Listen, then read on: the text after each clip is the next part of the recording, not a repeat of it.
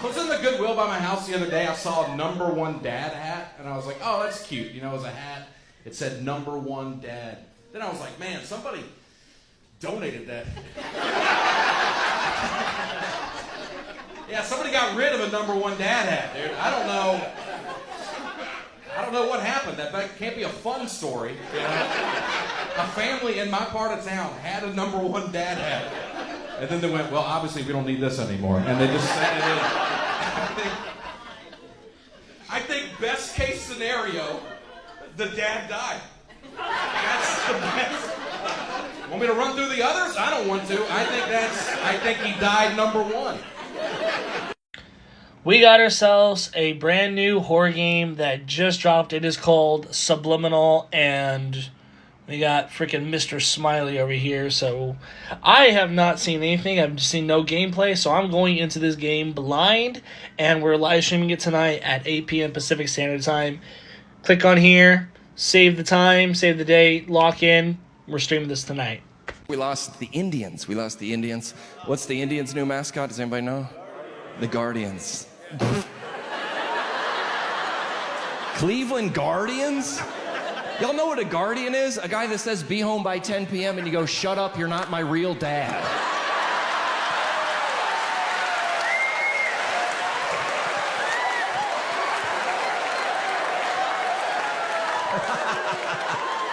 Who are y'all playing? The Cincinnati Stepdads? Who are y'all playing?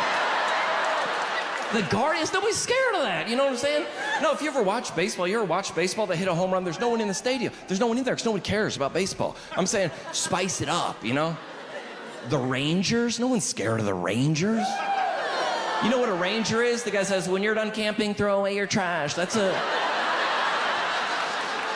not scared of it. I'm just saying spice up the names. You know what I'm saying?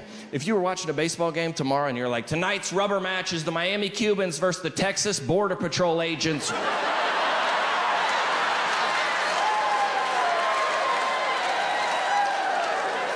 Don't tell me you wouldn't watch the Virginia Vegans play the St. Louis Slaughterhouse employees.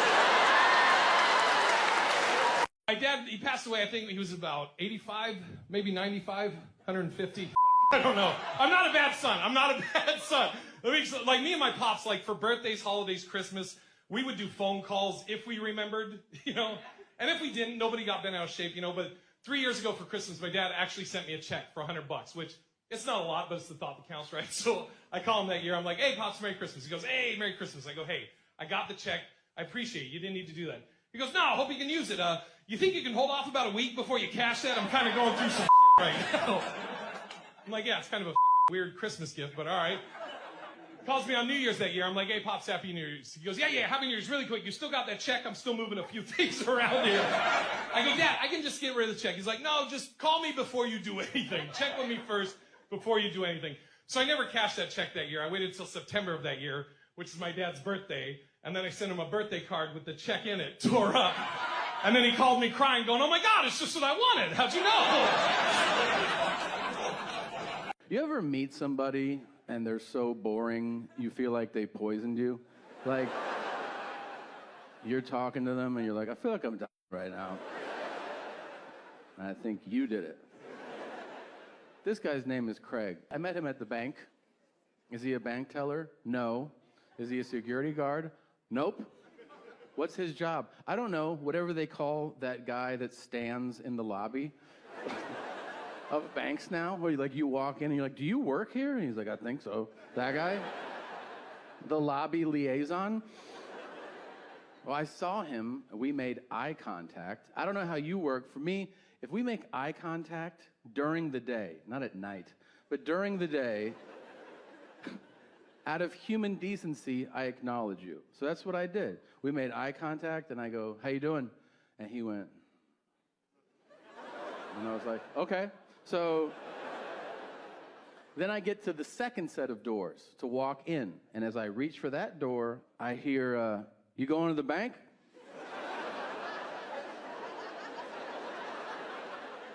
I go, is this still a bank? He goes, yeah. I go, I'd like to. And he goes, go for it. And I was like, okay, thanks. And then I reach back, And he goes, I'm going to Virginia next week. Are you telling me that? He goes, you said, how you doing when you got here. I had to think about it. That's what I'm doing. I go, that's the craziest shit I've ever heard anybody say. And also not how that question works, but all right. And now I reach back and he goes, yeah, my sister lives there. And I'm like, how long she lived there? Now I'm roped in. He goes, 15 years. And I go, you've never been? And he goes, Now I'm starting to look at him like, hey man, do you drive to work or does somebody drop you off? You know what I mean?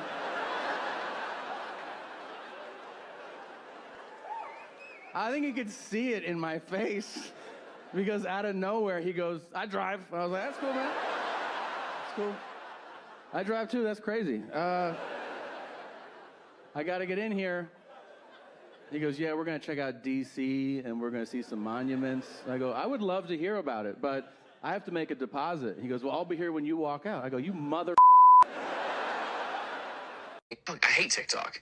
It's the most poisonous thing on earth right now. Because it's also, it's unreliable. Right. Like, I built an audience of, I think I'm at like 20 million followers, like 19.7 or some shit. So, I mean, I was getting to a point where I was getting 1 million views an hour on there as soon as I posted a video. It was an explosion of exposure on there. And then little by little, it started to go away a little bit, which I'm like, that's fine. You're only something new and fancy for a little while. And then after about a year and a half went by, they just completely dropped off. I couldn't reach any of my followers for some reason. So I started hitting up TikTok, like, you know, they can find you a representative that works over there and everything. And they told me to my face on Zoom, they were like, yeah, we just don't push stand-up anymore. I was like, okay, so I have 20 million followers who want to see what I'm posting, and you won't let them see it. And they're like, yeah, we only push the trends that are current right now. And they said stand-up comedy was a trend on our platform that you kind of helped spearhead quite a bit. But they were like, it went on for much longer than it should have. Most trends only last like a month or two. And yeah, now we just don't push stand-up as a platform. What am I doing with the 20 million followers that I got? Yeah, so I said, how am I supposed to reach it? What do you suggest? They said, maybe just do the trends. Like, you know, if there's a new dance people are doing or whatever. Are you crazy? I'm not going to do that, man. Like, my stand-up is what got me this far. Right. Whether it be the crowd work clips or material from the special, whatever it may be. It's such a shame that I can't advise other comedians to, like, build an audience on social media because eventually they're just going to shift the algorithm and you can't reach them anyways. For anybody who's been wondering why I've been reposting a lot of my old content on all my social medias, that's why. Or at least part of the reason why. TikTok does not care. They're not going to push it. There may be videos that may do well once in a blue moon, whether it be an old comedy bit I did years ago or one I just created today, but clearly from a stand-up comedian who's been very successful in the business, like Matt Rife, told him straight up, hey, we're not going to push comedy, stand-up comedy anymore. As somebody who has also built up a following of 8 million people on TikTok who want to see me do that, and then they're not going to push it on people's For You pages, it's not going to be irrelevant anymore, is like a stab to the heart. It really makes me not want to do social media anymore. This is my art. This is what I do for a living. This is what I've, like, in a sense, kind of put all my eggs into one basket. Like, I have been known as the guy with the crazy eyes, lip-syncing over these stand-up bits. Don't get me wrong. I'm still going to post up comedy bits. I'm still going to make some new comedy bits when I can. A lot of my focus has been more shifted towards music-oriented, because I am a DJ. Pushing more towards doing stuff like that. And I've been building up this new page, this new brand called The Brothers Grimm that I've been doing with my brother, where we're in the process of actually producing music right now. But for the most part, we do a lot of emo music, a lot of emo nights all around where we live. If we can, like, fight back at this and share this, repost this,